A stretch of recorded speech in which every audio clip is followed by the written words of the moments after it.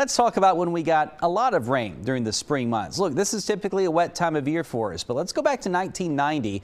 That was a time that we saw major flooding in the southeast about 1 month apart from two different storm systems, one February 15th and 16th and one March 15th and 16th of that year. Now, the first one did not impact the Chattahoochee Valley all that much. However, it did put a lot of water upstream in rivers and creeks and that sort of thing.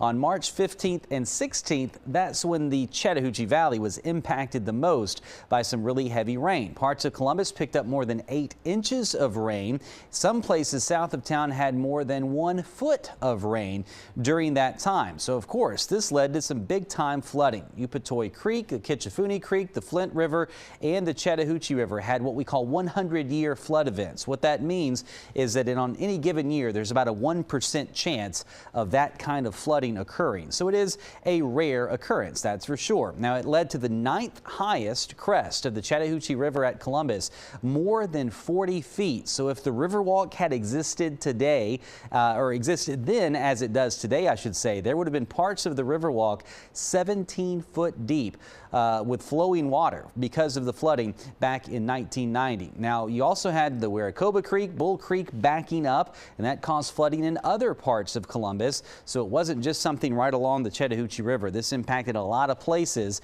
and was a widespread big flooding problem for the Chattahoochee Valley. We, of course, had another one of these in 1994, but that was thanks to a tropical system. This was just some springtime storms that just didn't seem to quit. Now, I thought we'd take a look, too, at those river crests along the Chattahoochee River. You can see number 1 all time. That was March of 1929, a long time ago. The river got up to 55 feet. And to put this into perspective for you, at 27 feet, that's what's considered an action stage for the river. So all these numbers well above that. And look at some of these months in here. You get March, February, January, April, March, April. So yeah, springtime can bring us these big time rain events with some big time flooding concerns from time to time, like we saw back in 1990.